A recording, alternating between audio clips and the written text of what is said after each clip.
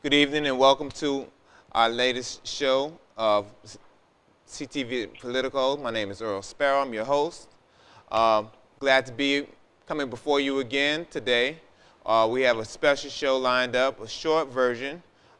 We have a guest coming from Baltimore, Maryland tonight. It's going to give us a boots on the ground feeling about what's going on there. It's going to give us an idea of what we can do to avoid having something like this, the riots and all of the madness that ensued over the last few months and last few days and weeks in Baltimore, Maryland. Stay tuned. We're going to be right back with our edited version of CTV Politico. We'll be right back in a few moments.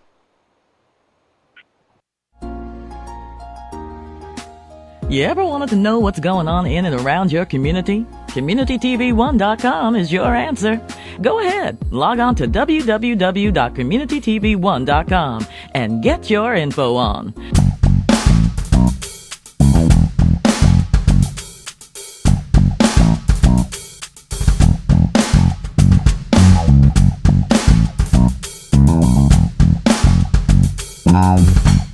Crystal Joy Sound System Rentals and Professional Recording Studio is at your service. In association with Community TV One, the only community-based multimedia studio. Crystal Joy offers professional subs, main tops, monitors, power amps, professional mics, and a full soundproof multi-room studio specializing in Christian singers, groups, and bands. If you are talented and think you've got what it takes, we're looking for you to join our record label, Crystal Joy Records. For more information, contact 239-771-2560.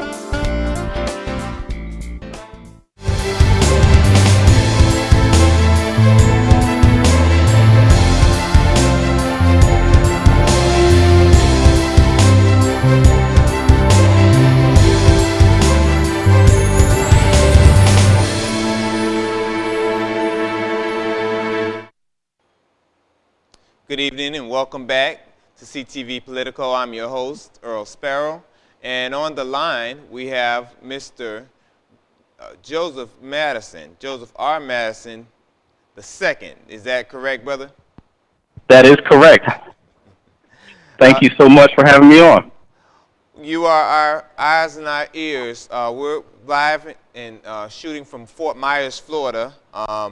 We're in Southwest Florida, about 100 miles south of Tampa. So you go a little further to the west, you're going to run into the Gulf of Mexico. You go a few miles south, you're going to run into Cuba. So we're right down in that bottom corner.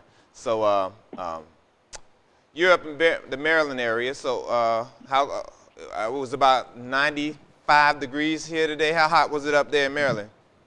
I believe it hit about 82, but we had a windy day, which made it feel like wonderful. Well, I missed it. It was about 82 on Christmas. Ooh, thanks, G.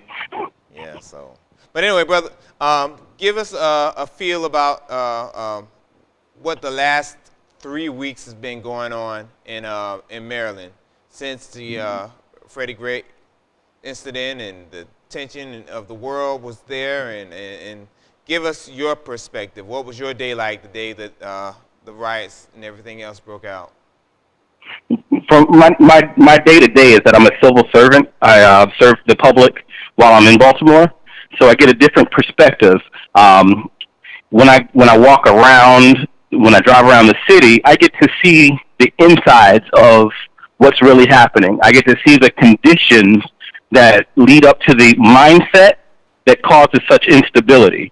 To say the least, that time frame had been unstable, but over a period of weeks after the state of emergency being declared and the show of force that was apparent there, it kind of gave you a dichotomy. It was either extremely bad or extremely good, and it's just kind of a matter of perspective. When you go down to the harbor, you see nothing but water, empty seats, peace. You see families out on their boats riding through, and this was following the events.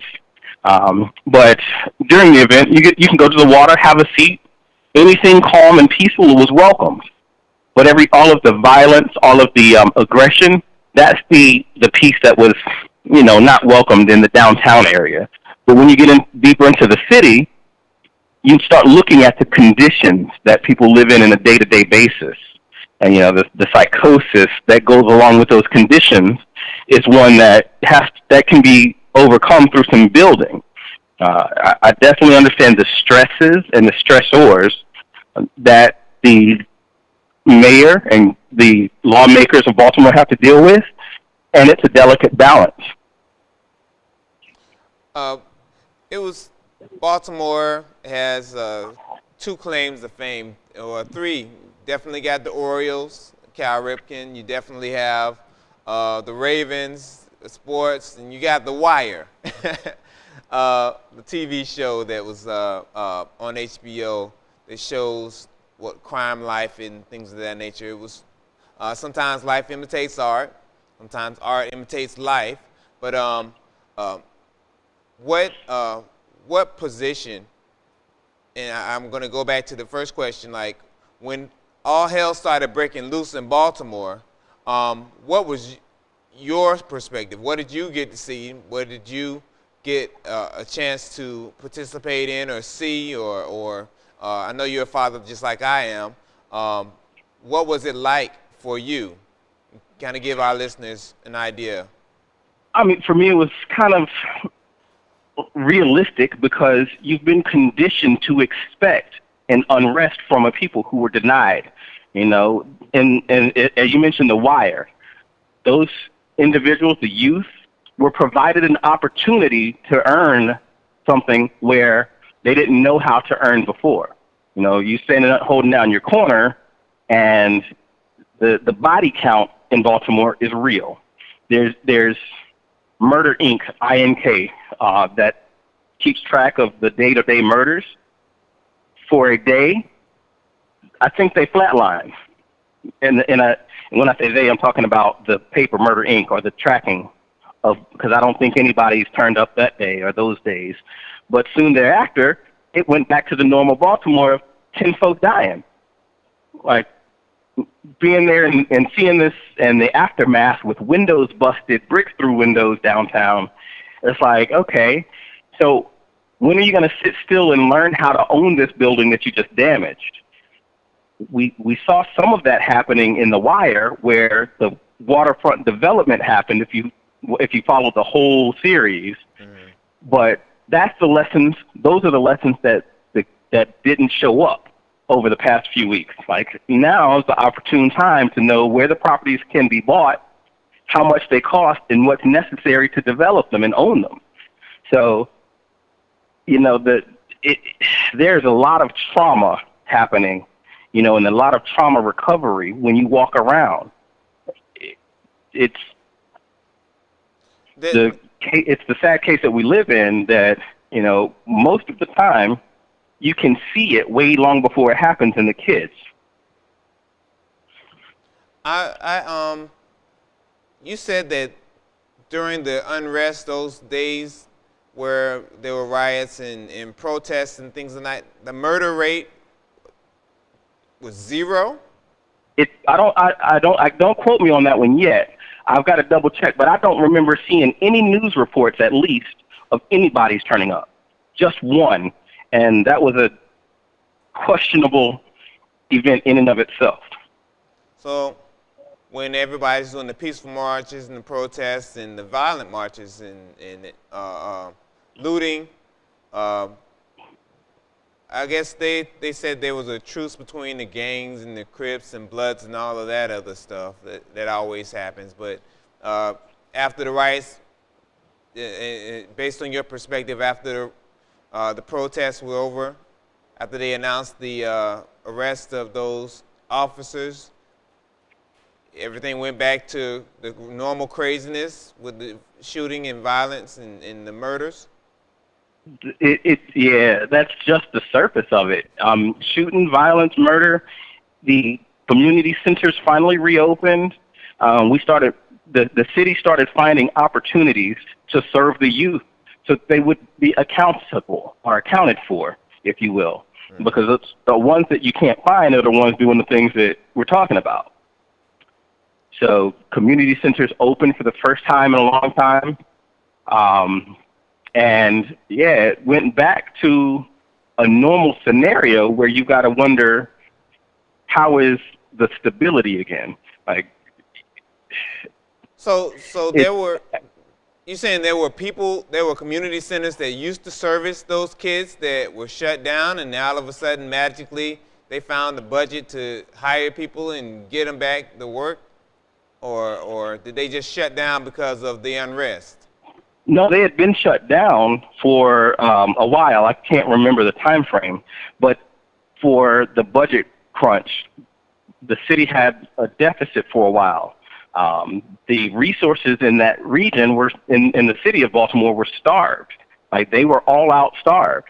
You can look at, and I'll point you to specific documents that are public record that folks should know about, like the capital improvement programs and the operating budget. If you look at what the operating budget says, you've got to start asking questions.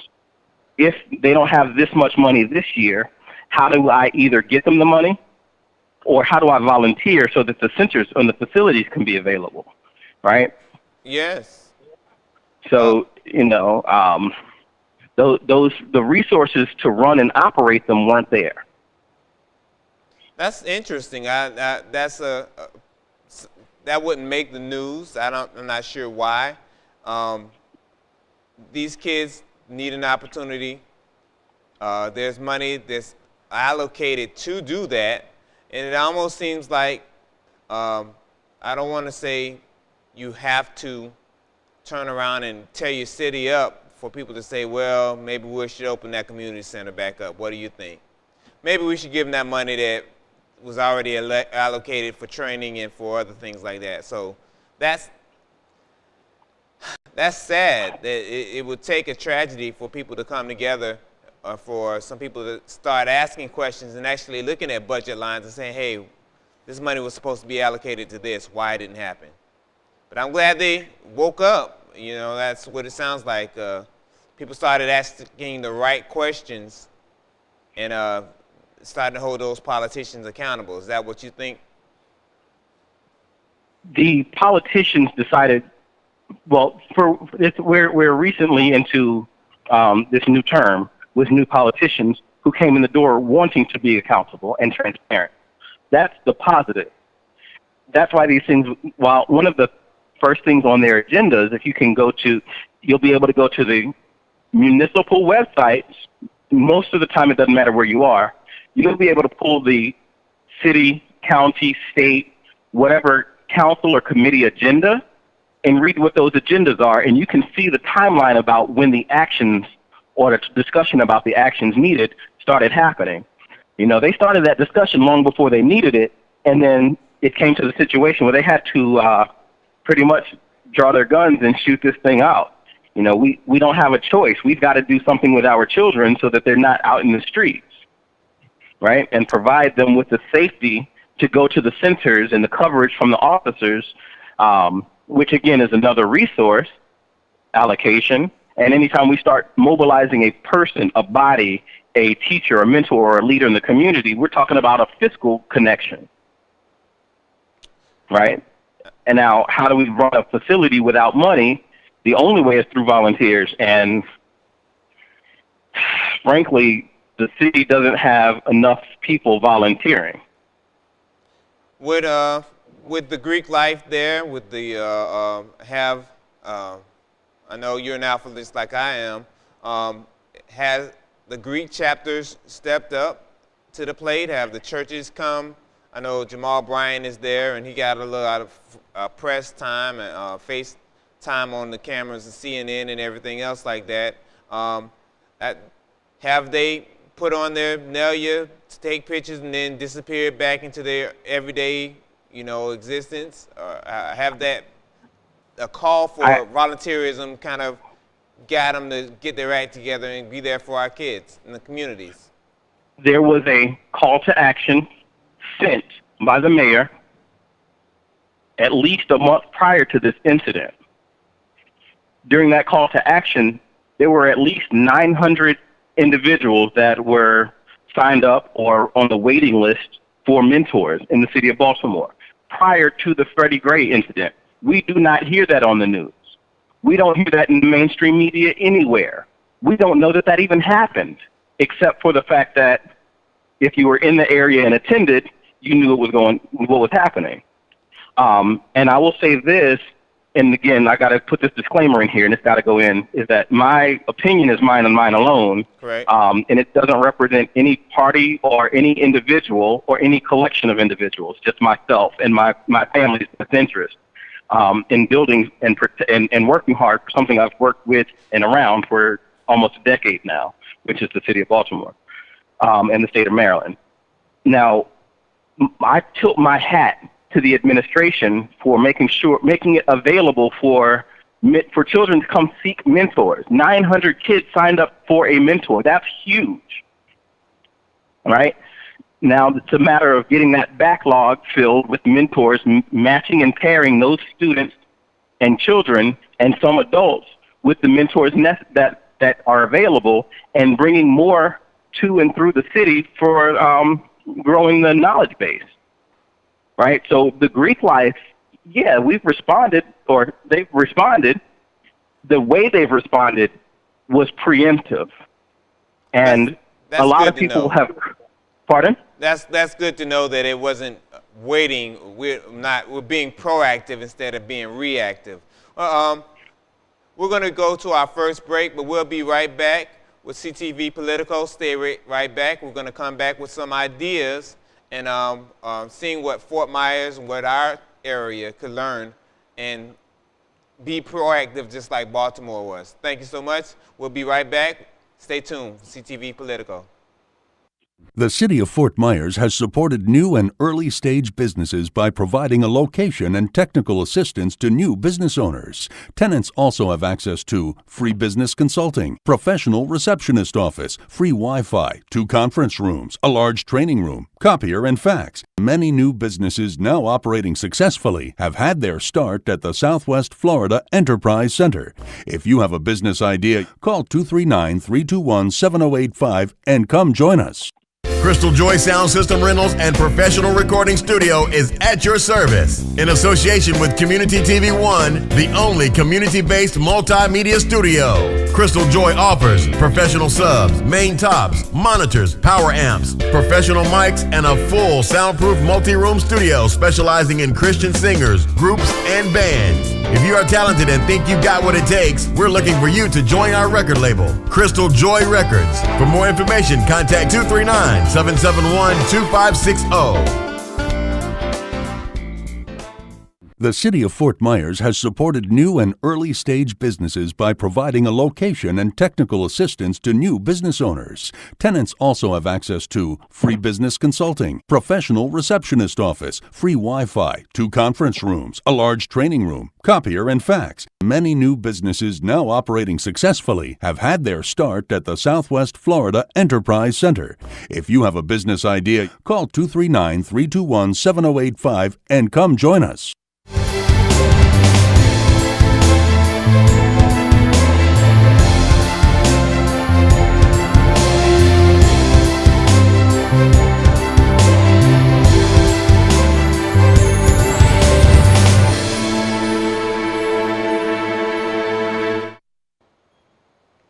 Welcome back to CTV Politico. We still have our host, still your host, Earl Sparrow. We have our guest, Mr. Madison. You still there, brother? I am. All right, good. We wanted to give us an idea of the atmosphere now that the DA, Ms. Mosby, has already came out with charges. She didn't pull what do you call it, like Sanford Police Department or Cleveland Police Department or Ferguson or NYPD. They have to do this grand jury thing. They have to do this secret testimony. They have to go through these thousands and thousands of pages of documents and all of this other kind of stuff. What is the environment now that she actually pressed charges against these officers and the officers that are involved in the Freddie Gray case have been arrested. What's the atmosphere like there now? The atmosphere from my vantage point is that the standard is high, and it's continuing to increase. You can see the raising of the standard in the day-to-day, because it's no longer business as usual. It's business for the people, and it could be seen if you're there and in the city. It can be seen if you visited the city as a tourist recently. You should be able to see it, and it's a matter of getting the house in order. The officers and the leadership in the ranks. Before this event, I didn't speak to cops. I didn't speak to police officers. I didn't speak to detectives. I didn't speak to anything with a badge. Now I feel enough of a burden lifted that I can have full conversations with officers and understand their position and their commands better. I would encourage anybody in the Baltimore community to reach out to the officer that's standing right there. If they're standing next to each other talking, having a conversation, engage them and just discuss, right? So that they can take the attention off of one another, put it onto the community, and start building individual, personalized relationships with the people they're supposed to protect and serve. And I agree. One of our ward leaders here, Ward 1, talked about that. He said that they used to have beat cops. The beat cops used to walk through the neighborhood, not ride through looking for a brake light that's out or something minor to try to pull somebody over, check the window tint or something like that. He said they had to know the people. They had to build a relationship with the community, and one of the ways to do that was through PAL, Police Athletic League, and instead of seeing a kid or a grown man and pulling his gun out and shooting him, he might say, hey, that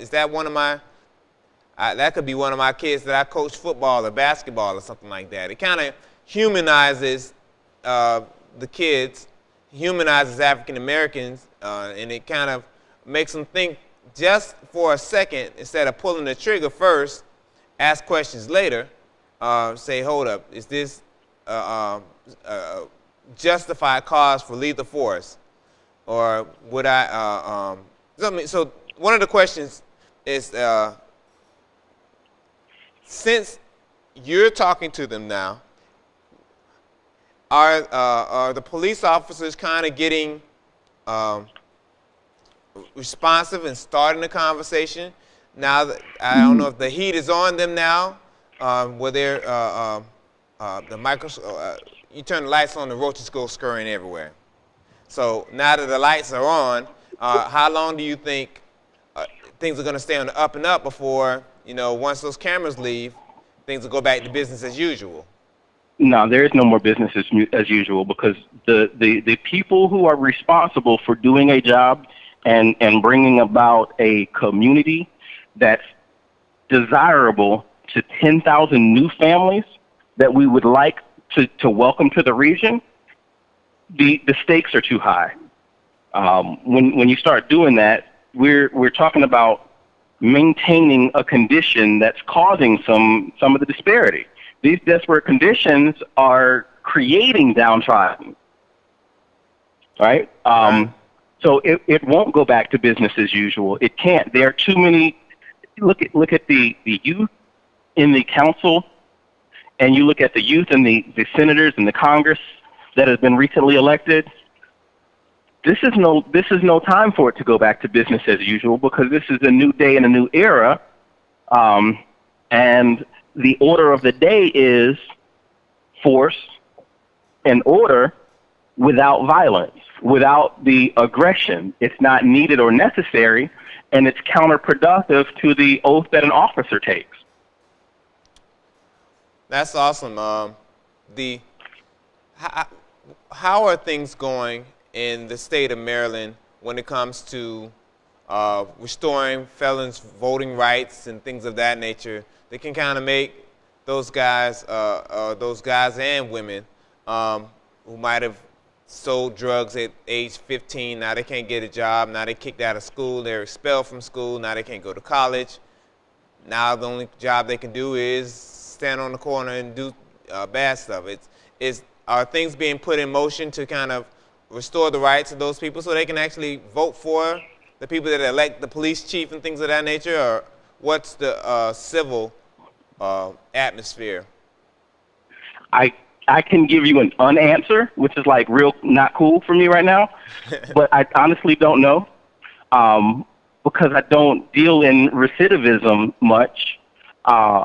There are plenty of programs that will teach ex-offenders, and I really don't like that term, but it's one people can relate to and understand what I'm saying. There are many programs that can teach them business skills and to own and operate a multi-million-dollar company. When you operate a multi-million-dollar company, you don't need to vote when you can support the politicians that will carry out an agenda that will keep the next kid from going through what you went through. That's awesome, man. My main thing is we're seeing in California, we're seeing it in Philadelphia, we're seeing it everywhere where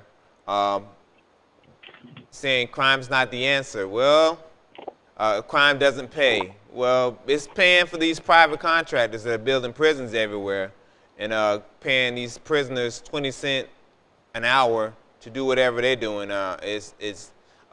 We talked at length about the school to prison pipeline on this show, and we're going to continue to talk about that. Being a mentor and being a Baltimore resident for 10 years, as you said, what do you see about that on the ground? Well, I've got to, for accuracy's sake, I left the city of Baltimore after a job change. I was commuting all the way to Gaithersburg and back, and I had moved into D.C. Then I've lived around the state and worked throughout the state and served in many capacities. I just needed to make sure that is correct because I don't want folks to think I'm a fake community activist and I don't even live in the community. I've worked with the city planning office, Department of Transportation, the MTA, and another entity there in the city. And in each capacity, I was able to look at something different. People move differently in the city because the state controls the transit and the transportation, right? Yes. That means access to those jobs, and it means access to getting the kids and the resources that are available. So the climate, as it grows and changes, is going to be one that allows people to move freely throughout the city in order to create the scenarios that are good for them, that are right. And once those barriers, like the transportation and transit stuff, are gotten through, it's going to be an easy flow of currency. There's a circulator that's free that you can get on and go throughout downtown. You don't have to worry about an all-day pass or the cost of the mass transit. That's funded, right? It's really, really comprehensive depending on where you want to go and how far you want to get. And it's, not as cost prohibitive as other means of transportation or transit.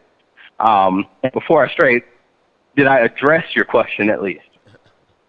Not really. I was. We were just asking about. We could talk about. Let's talk about the red line thing. That you sent me a story about jobs and opportunities, and now in the wake of the Freddie Gray controversy, there's a push to give those young men and young women jobs and an opportunity to better themselves and improve their community. Could you give me a little bit of information about red line? Okay. Now, I wanted. That's definitely something that the city needs. It is the first transit node that moves from east to west in the city of Baltimore or through the city of Baltimore. Currently, everything's north to south. You got light rail, you've got metro, you've got NTA buses, and you've got the new circulator. The circulators are limited into the central business district. The light rail is limited into where it goes, north and south, and the metro is limited to where it goes. So everything's north to south. What the red line is going to do is it's going to cut across and provide more access points along the way, bringing along the ability to bring health and wealth to those neighborhoods. So the area, correct me if I'm wrong, where the riots and everything else was, that was West Baltimore, correct? Well, the impact was felt citywide. And it wasn't contained just to West Baltimore. Downtown, Northeast, West Baltimore, and some of it, when you ride through today, you can't tell if it was left over from 1968 or not. Wow. So you're looking at opportunities. The people that were in West and East Baltimore didn't have the same opportunities for transportation to get around, to get to jobs, and they had to go to a north stop to get to wherever. I mean, what's that like? I would love to live in the city, but being able to get where I need to go with children and moving to a place with a purpose is inhibited. You don't really have the ability to get where you got to go, get where you need to be when you need to be there, unless you have it like an artist, for example, who's got a flexible hour type of thing. That's cool. But when you have to be at work at 8 o'clock, otherwise you're getting penalized for not being on time, but you rely on the bus, that's a double-edged sword. So with, besides the jobs that comes along with the Red Line, you're looking at people getting the opportunity to actually improve the employment numbers for those sections of Baltimore? Absolutely. Anywhere where there's a vacant property that's along the route, the 14-mile route of the Red Line, anywhere that there's a vacancy, someone's going to want to invest in that location just because of the closeness or the proximity to a station now. So what brought about this change? I mean, you would hate to see tragedy happen for anybody, but if there is going to be tragedy, you want to see the people rise up and become better because of what has happened. So give me, is Red Line something that was in the works now that since the riots, that gave the momentum for the city councilors and everybody as the councilmen to push it forward to get it done, or is there some kickback? Or? I'm going to put this the disclaimer again, just because it's my opinion, is mine and mine alone. That correct. The Red, I got to keep doing it just so you know, for all intent and purposes. It was in the works. The community compact that I'm familiar with was signed in 2008. Wow. Members of the community discussed the preferred alternatives. They discussed the locations. They built from 2008 to current day. The funding levels are in place at the at the federal and at the city. Millions of dollars already in place. Currently, the need is for the state, because they operate the transportation and transit nodes, to sign off on it and move it forward during the current administration. And that's just me echoing the sentiments of my political leaders who have Red Line rallies scheduled throughout the month. Well, Brother Madison, thank you so much for coming on our show. We appreciate you giving us the feedback from what's going on there. Awesome that Baltimore is rising up from the ashes, and the call. Thank you for sharing the information about the 900 volunteers, and I'm sure that's going to spur another 900. Thank you for all of you doing, and we look forward to hearing from you again and giving us an update in the future about what's going on up in Baltimore. Hopefully, we'll continue to hear good news. Thank you so much. Thank you. It's been a pleasure. That's going to wrap up our show for today for CTV Politico. We hope you can always go on CTV, Community TV, #1.com to see some other shows that we have and see other projects that we're doing. CTV is all about the community. We look forward to seeing you next week. Have a good night.